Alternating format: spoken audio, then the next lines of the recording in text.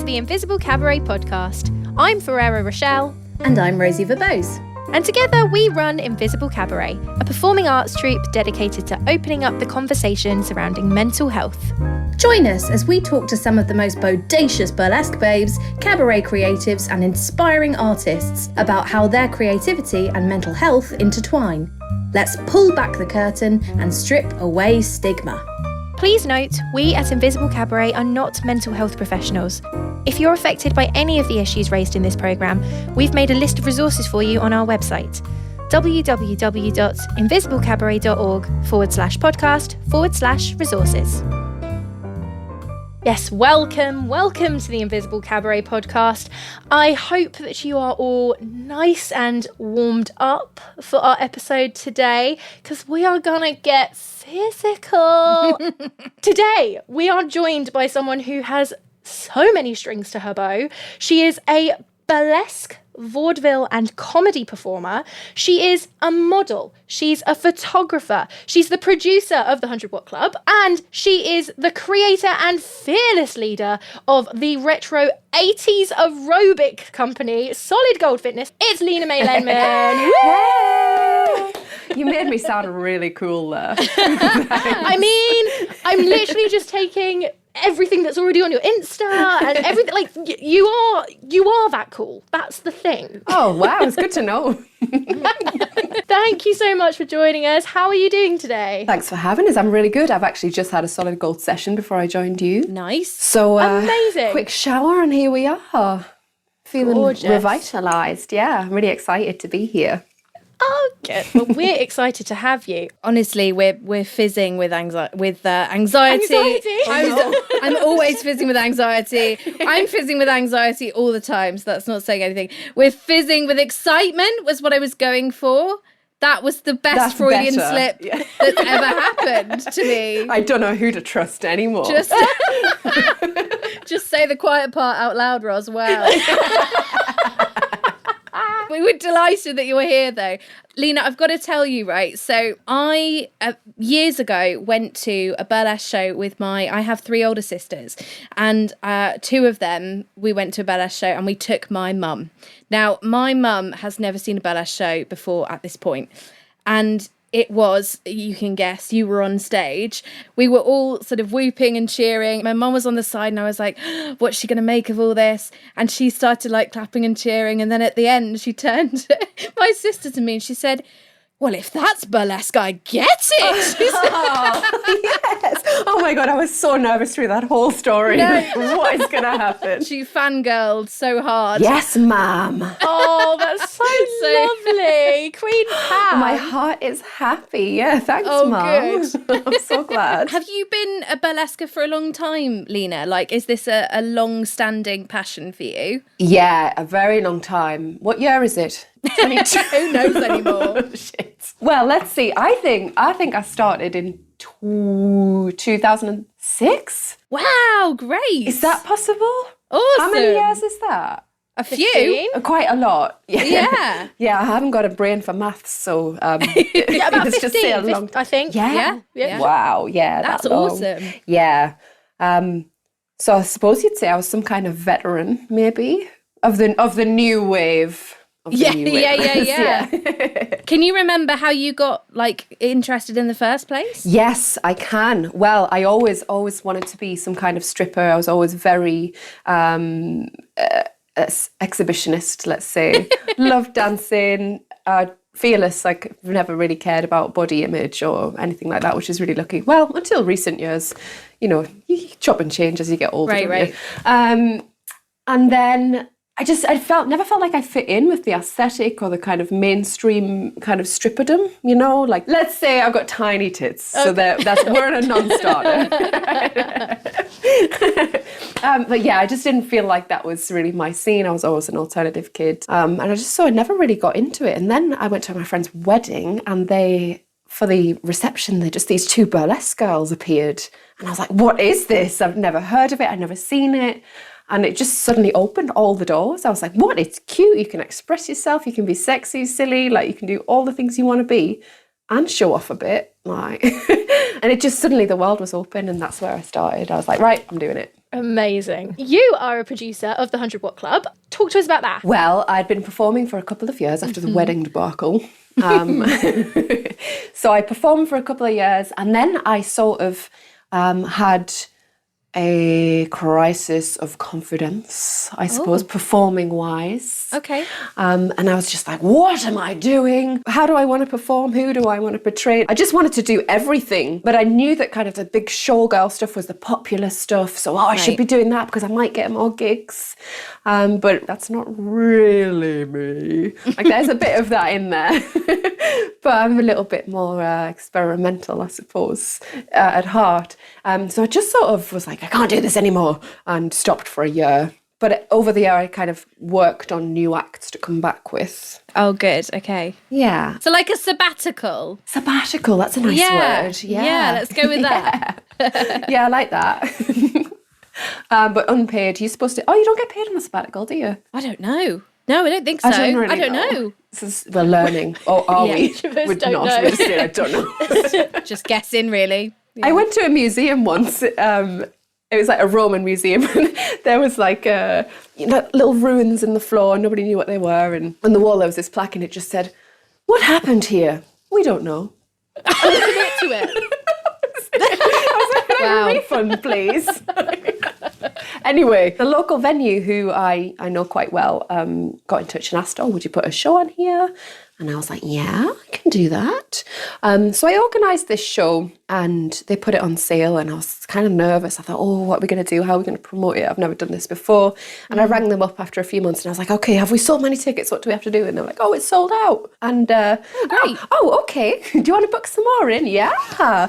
So the first one sold out, and then we started doing maybe 2 a year, and then it got to 4 a year, and then other venues started getting involved, and it sort of just spread across the south of England, like booking different venues, and it's just grown really naturally, which is very nice. That's awesome. It's amazing. Yeah, it's lovely. And you get to do, obviously, a mixture of stuff when you produce and perform.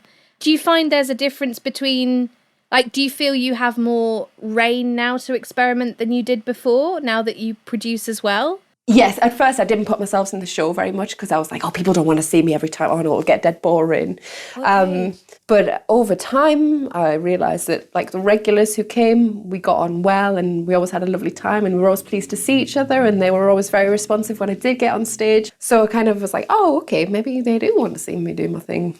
I know, you don't really believe in yourself, do you? Like, oh, people don't want to see me, they want to see other people. Yeah, so I started putting myself in, and started getting more experimental, just making like one-off acts for nights that might be a bit silly, and just trying stuff out. Yeah, really, it has given me that, which I hadn't realised. So cheers. Oh, that's cool. I really love the use of the word silly. You've used it a couple of times. The word silly just kind of captures fun and being a little bit outside of the box. I feel like that is kind of your genre. Can we quickly for a moment just talk about your cosplay? Because the crap cosplay Spice Girls literally made me laugh so much. How did that come to be? Not just that act, but the cosplay side of your career. That was a kind of lockdown spiralling out of control moment. Like, relate. I need to do something. Yeah. And usually when you've got all this energy pent up, you go out with your friends and you'd be really silly together or have a dance. But being in the house all the time, I mean, me and El Husbando, we got on very well. JB out there,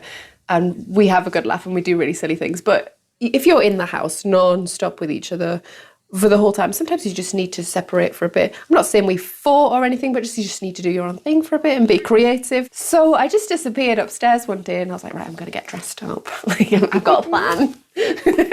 And I found some more bandages that one of my characters uses for her gout. And I wrapped them around myself and became I'm doing that quote unquote thing because I really didn't look like them. Lilu from Fifth Element, with the little white strips, and I had a bit of orange fabric draped over my head to make her lovely hair. And I was like, lol, to myself. Like, oh, so funny. And I put it on my Instagram story, and then other people started lolling with me. Little messages, like little laugh cry emojis, feeding. And because I got such a nice reaction and it made so many people happy, including myself, I just started doing more and more, and it kind of just built and it got a bit out of hand, and people were requesting things and people were just, it was just great fun, and it felt like I was able to perform. Yeah. Like when at a time when I couldn't perform. And on a small scale. Thinking of things that you've created during lockdown, you have also created Solid Gold Fitness. So can we please talk about Solid Gold Fitness, because I'm obsessed. Oh, me too. Oh, good. So yes, please tell us about the journey that took you to train to be an aerobics instructor and everything that happened since. Well, I've always wanted to be an 80s aerobics instructor. I mean, hasn't everybody? I get it. But it's so disappointing, like when you go to a gym class or a dance class and it's not like an 80s scene from Yeah, no leg warmers, terrible. Yeah, who are these people? So I'd been to like 80s dance classes and I was like, oh, brilliant, yeah. And then you get there and it's just like in a t-shirt and sweatpants. Right. So disappointed. And then lockdown happened and me and a friend were talking on Zoom about how cool it would be. And he was just like, why don't you just do it? And I was like, oh, no, I couldn't. Oh, wait a minute. Like, maybe I truly could just do that. Nothing else is happening. So I spent my life savings on an online fitness instructor course. So I did this course, and because it was lockdown, you could do it all at home via video. So all your practical assessments were via video, which was really nice. I think it took like 6 months, and I just like worked. I'm a really bad studier. I find it really hard to sit and study and look at words and then write answers. It's not how my brain works. But I eventually got there and I passed, and then I was like, right, I'm doing it. So I set up Solid Gold Fitness. I studied as well as doing the course, I obviously studied a lot of 80s aerobics videos on YouTube, all the greats. And there's so many to find as well. I found one by Dolph Lundgren the other day, Drago from Rocky. Oh my word. Yeah, he's got one. I haven't done it yet, but I'm so looking forward to that. What a hunk. Saving it for a rainy day. Yeah, exactly. What's the reception been like? It's been really nice. I think with most businesses, it's a slow build. So, I mean, I started teaching before I was qualified on Zoom, but I didn't charge. So, so it was more like just like dancing with friends, really. Yeah. But I wanted to gain the experience of what it is like to instruct people. For sure, yeah. So it was mainly just close friends anyway. And that's kind of gradually started growing. And then a lot of them just stayed on and just joined the actual classes afterwards. And it's just been so nice. And so many people really get into it. They get the sweatbands on, and like every time they'll come to a class, they'll have a new leotard, and it's just amazing. So nice. So yeah, I'm really pleased, and I've had some great opportunities. I've had kind of corporate bookings for big businesses. It matches into this podcast because one of them was a mental health booster for their team. Brilliant. Really, really great. It was great, and the person who organised it did a big speech about how exercise helps mental health, and which is really important, and I truly believe that it does. So yeah, I had some brilliant opportunities, and it's just so slowly growing, and little things keep popping up that I can do, and I'm just really excited. I think kind of the benefit of Solid Gold Fitness is that it's fun, and like really fun. Like not exercise is fun. Yes, let's do a dance, let's do this, let's do that. But like it's combining the creativity element, like everything with the cosplay of dressing up and making a big effort, with the physical benefits of actually exercising. Absolutely, and yeah, there's a performance element on my part anyway. People who join the class do not have to dress up. Like you don't have to dress 80s to join the class. You can wear sweatpants, whatever. But yeah, when you do put that stuff on and your little side ponytail and your lycra, you feel the part, and you get a little bit more, I guess, expressive and exciting, and just, yeah, it's lovely. And as well as that, I like to make sure that people who join the classes know that we're not doing it for the perfect body, whatever that is. We're not doing it to lose weight. We're doing it to have fun and boost endorphins, and also like to strengthen the actual things that work hard for us, like our hearts and our lungs. Like that's the real benefit of exercise, not like being a waif. Or, I mean, if you happen to feel comfortable in your clothes a bit more afterwards, brilliant, but that's not what we're aiming for, We just want to have a good time and actually strengthen the muscles inside that really help us. Goodness me, it's so wonderful to know that these spaces are available, because I feel like probably a lot of us, especially if, you know, if we're talking to mainly burlesquers who've got like a background in dance or ballet, we've spoken to so many people who have got like, who've really struggled with their relationships with their bodies because of like practicing in front of a mirror for so many years at a formative stage and all that kind of thing. So knowing that there are, you know, areas where you can exercise and focus on how good you feel doing it and afterwards, and like almost having a little mental holiday, isn't it, as well, especially with the 80s stuff. Yeah. You know, focusing on that side of things is so, it's so wonderful to know that it's out there for people.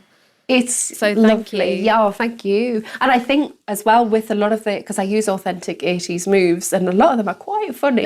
Like they do look funny, but they truly work. Like we use them for a reason, like the little hip thrusts and stuff. Like they burn, but they're silly and funny, and we can have a laugh while we're doing that because we know what we look like. Yeah. And we don't care. That's so great. Yeah. Have you found any benefit to your own mental health? I think that having this focus throughout lockdown, like using doing the course to get the qualification and then actually setting up the business has really helped just keep me afloat in a time where all of my jobs have been really taken away from me, as lots of people have. I really do think it's helped. I don't know because I did it, so I don't know what the other timeline would have been like if I hadn't done it, you know? Right, exactly, yeah. I might have been fine, but I think that the focus has really helped get through a super weird time. Yeah, for sure. That's good. And can we talk about sort of exercise in general and dance? You mentioned sort of crisis of confidence and stuff like that. So was that linked in with your relationship to dance, and how did you get through that? Maybe. Because I did dance classes for a long time as a kid, but when you mentioned the people who had struggled with body image because of it, I wasn't, that really didn't happen to me. Oh, that's good. Yeah. Yeah, but in hindsight, I can see that I had put on weight over that time, and that I didn't know at the time, but that did affect how I felt about myself. Because I was doing burlesque, I was like, oh, yeah, I feel great, everything's... And I felt sexy, but looking back, I could see that I wasn't really happy with how I looked and how I was as a performer.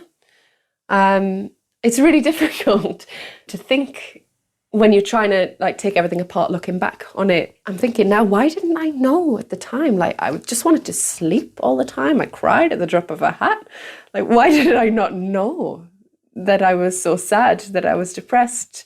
And he won't mind me saying as well, but we both got depressed at the same time. I think we were both trying to fit into a kind of 9-to-5 lifestyle, and we're both very creative. So he had a job at a big office in London. He was still drawing for them, but he had to go commute every day, and I was working in a shop. And actually, this is something else we were talking about the other day, is I found that working in shops and retail, I was faced with a lot of toxic femininity. Oh, interesting. Yeah. And it's something that's not really talked about that often. No, it's not. Yeah, not a phrase you hear, is it really? No. What do you mean by toxic femininity? Well, perhaps I'm using the term of phrase wrong, but for my whole working life before I set myself free and became a full-time creative, again, quote unquote, I was always faced with women who would react badly to me. I was accused of having affairs with their boyfriends. I was accused of all sorts just because I'm nice and I'm chatty and I'm confident. And I don't know why. Perhaps they're jealous because I am confident, or it's hard to put into words. But all my working life, I've been kind of attacked by women, and in the end, it's had me like leaving jobs and.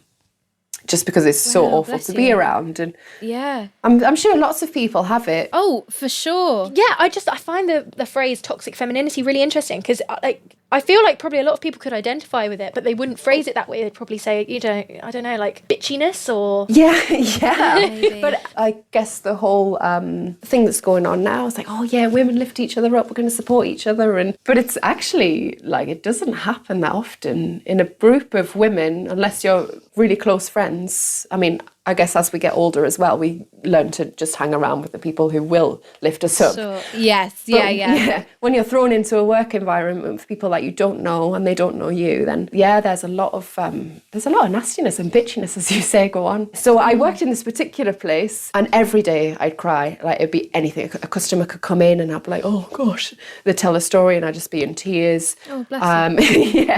And all the women were like, oh, you're so sensitive, la la la. But actually, looking back, it was because they were so awful. They were so mean.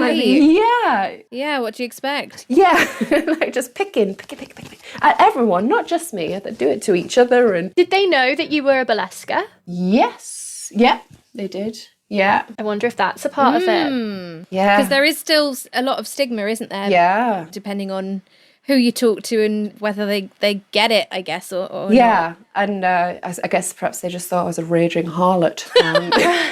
Sorry, it was the word harlot that got me there. And in their minds, that's a negative thing, potentially. Right. Yeah. I'm so glad you brought up there that we do have a lot of this chat about like women supporting women, but there has been a need for that chat. I feel like there's been a big shift in the conversation. Certainly like from my teens, and I know obviously that will be infused with all the kind of horrid teenage stuff that you feel, but like even things like magazines where you're encouraged to see imperfections in other people's bodies, or like, you know, all that kind of to get ahead you have to stand on somebody else type thing. And I feel like it's only recently we've gone, oh, feminism probably shouldn't do that. Maybe we should be trying to lift each other up. Should we try that for a bit? You know? Give it a go. Yeah. But people feed off it. People feed. I say people, I probably mean men. But, you know, all you have to do is thinking of magazines, thinking of, you know, the Duchess of Cambridge and Meghan Markle. Like, they want them to be fighting. Even if they weren't fighting, everybody wants them to be fighting because it sells magazines, sells newspapers. And also it's just interesting, you know, like, ooh, these two girls, they're fighting against each other. Like, ugh. It's pretty gross. Yeah, and as you say in magazines, like we as women have spent our entire lives like battling the media who just constantly try to smash us down with the circles around the sweat in our armpits and like it's healthy to sweat. It's fine. And actually I think it's kind of sexy. You know. But everything like sweat, any body part that doesn't fit their idea of what might be perfect. We've just spent a lifetime just saying, oh shit, yeah, you're right. Oh fuck, yeah, I'm not right. Oh, I'm a bad person. I look ugly. I'm awful. I stink. I'm sweaty. Like, but I guess most of it comes from the patriarchy trying to sell us stuff. Right. They're trying to sell us creams, perfumes, magic pills, whatever. And that's where it comes from. We're just trying really hard to like drag ourselves out of that swamp. And it's going to take a while. You've got to be a really strong person to not be like, to not buy into it. Really strong. Like the thickest Takes of practice. skin. Oh, so much. And I just think, you know, we're all human. Like, we are going to have our down days, and all you need is one down day where you go, there's cellulite here that I've not seen before. Oh, cellulite, that's disgusting. Right, I'm disgusting. I remember. Yeah. They told me that. They told me that a few years ago, that it's disgusting and I should get rid of it. So yeah, I mean, like, it's so We've got toxic and horrible. so much to undo, isn't it? Upsetting, yeah. And even as a very positive person, I'll sometimes have to tell myself off because I'll get dressed and I'm like, oh, and why am I putting myself down? Because of how I look. When I work hard, I'm healthy, I'm alive, like I'm a human, like all of us. Like why do I still allow those little insidious like kind of trains of thought to get in? And it's just because we've had a whole lifetime of it and we need to I'm going to share a story, actually, whilst we're on that topic. This is going to be super nerdy, so I really apologise. I don't know if anyone knows. Lena just looked up and like, I don't know if you know Harry Potter at all, Lena. Of course. Right?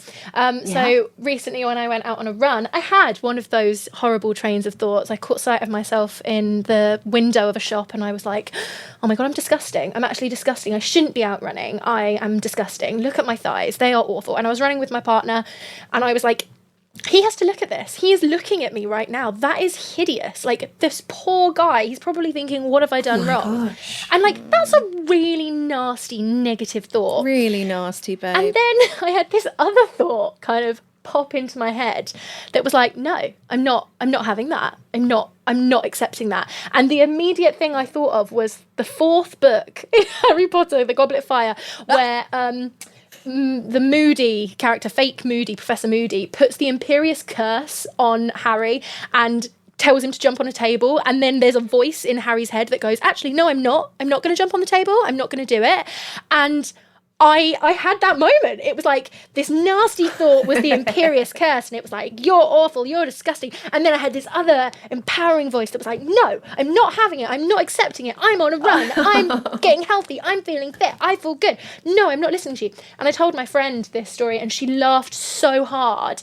And basically, we've now agreed that any nasty thought is not an acceptable nasty thought. It's not real. It's the Imperious Curse. It's the Imperious Curse. It's the Imperious And Curse. the other voice is little tiny Harry Potter on your shoulder. Yeah, hello. The boy who lived, thank you very much. Harry didn't go through all that so that you could slag yourself off. Exactly. That is such a good point. I love that so much. Oh, this is possibly the nerdiest conversation we've ever had on here, but We had a full conversation about The Sims with Demi Noir, That is so Wow. I don't think you poor can. Demi Noir. That's pretty hardcore. Demi Noir's so Yeah. cool. We're just like, yeah, the Sims. Lovely. And you're very cool as well, so I apologise for lowering myself in your eyes. Well, I'm really glad that you talked yourself out of it. Me too. I was very Well proud done, of myself. you. Yeah. Me too. Yeah, pretty. It's pretty gnarly. Oh, good. We haven't even talked about Auntie May, which is my favourite thing that's ever happened. This gout-ridden, beautiful bastion of vaudeville that is your Auntie May character. She lets me just say things that I wouldn't normally be allowed to say Right. in real life or in most shows, you know? Yeah. I love that character so much because it's just really smart as well. Like, it comes from a place of the history of this whole art form that is letting you say the things that you wouldn't say otherwise, but like rooted in like, I feel like I've had just a really fun, like, little history lesson every time I look at her, you know? It's great. Thanks. Yeah, she's great because it's the things that everyone's thinking and that she says, but that they just wouldn't dare, or perhaps they wouldn't even know that they're thinking. Yeah. Because we're told that we're not really supposed to say things like that out loud. Before we bring this episode to a close, we always like to take a minute to share what we're grateful for this week. So, Lena, would you like to go first? Tell us what you're grateful for this week. Yesterday, we saw 2 of our best friends who came over from Southend for the day for a little outside barbecue thing.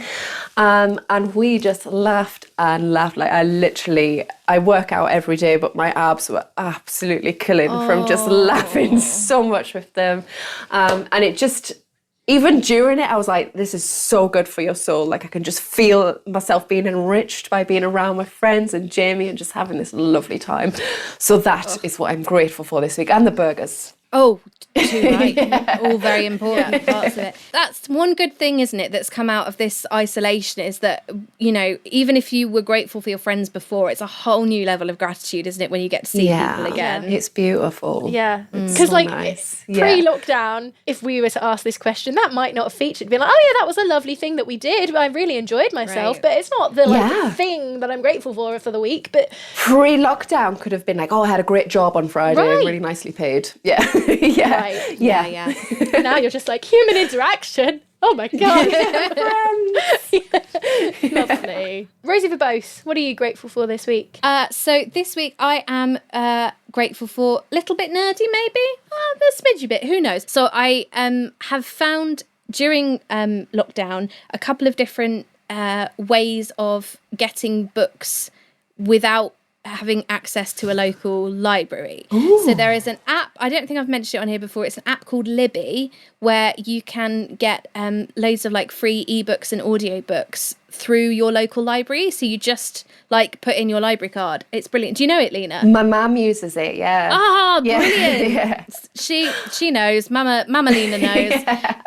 It's so good. And so I've been listening to a book called How to Be Both by Ali Smith, which is one of those ones that's been like on the TBR for ages, and I got to listen to it this week. And also I sent off a lovely graphic novel, which Rochelle, you borrowed from me a while back, Day Tripper. Gorgeous. So that has just been sent off via a website called Bookswap to someone I don't know, somewhere that's else in the fun. country. And she's got my copy of this graphic novel. And so I get a little point, and I get to borrow a book from, or swap a book from anybody I like in the country with my little point system. And it's really great. So Bookswap as well. What a lovely app. Rochelle, what are you grateful for this week? Mine's really boring, but it is really allowed? It's boring, but I am very grateful for it. So this week I am grateful for contact lenses. I'm currently wearing some, as you can see. I mean, listeners won't be able to see, but you guys can. I have inherited the eyesight of my dad's side of the family. They have lots of wonderful qualities, excellent people, but their eyesight sucks. And my eyesight isn't actually that bad, but it is bad enough that if I were to, for example, go running without glasses or contact lenses, I would be in danger, you know? Like I wouldn't. Not what you want. It's less than ideal. And I ran out of contact lenses. I think contact lenses, to me anyway, are a bit of a luxury. I don't buy them every month. I buy them every few months, and I eke them out because they're quite expensive. And I'm quite lucky that I needed glasses at a time when they were really cool. So when I started wearing them, I was like, oh my God, it's so cool. And I wasn't interested in, wearing contact lenses, but when I go running, it's quite dangerous if I don't. So I've been running for the past few days with glasses on, and I get sweaty, they'll slip and they'll fall. Rain. Just absolute nightmare. So then my contact lenses arrived yesterday, and I honestly have never been so happy to get them. So yes, contact lenses. Hooray for contact lenses. Hooray! A gift of sight. Right. Hello. And also, it's good to remember sometimes when we have those things that you think are like the boring everyday stuff, that actually, we're at a time in history and geographically where we have that. And it's good to remind ourselves that it is something to be grateful for. I'm a fan. Lena, thank you so much for spending time with us. It's I could stay all day. Well, lovely. Anytime, mate. We're here. Before you go, is there anything in particular you want to sort of flag up to listeners or promote or anything like that? Well, I guess with Solid Gold Fitness, we're still doing our online classes 3 times a week. So if anyone wants to give it a try, just get in touch on Instagram or Facebook, wherever, or via the website, which I built myself. Don't look at it on a phone because it doesn't work, but on a computer, great. If anyone would like to join an online class, it'd be lovely to have you along. Again, all body types, genders, everybody's welcome, abilities. And also 100 Watt Club, my show is just starting to kick off again. We've got a few shows booked in for the year, so if anyone wants to see some live burlesque, then, hit me up. Yeah, oh my God, I don't know what's going to happen. It'll be fine. Live burlesque. Sounds fantastic. Well, yes. So thank you very much, Lena, for joining us. And thank you to our listeners for joining us once again. It's been an absolute pleasure to have you. If you want to get in touch with us, say what you're grateful for this week or any week, you can find us on all the socials, Instagram, Twitter, Facebook, YouTube. You can also find us on our website, invisiblecabaret.org. We'll be back in 2 weeks' time. Stay safe, and we'll see you soon. Be kind to yourselves. Bye. Bye. Au revoir. Bye, Nanny. Hooray.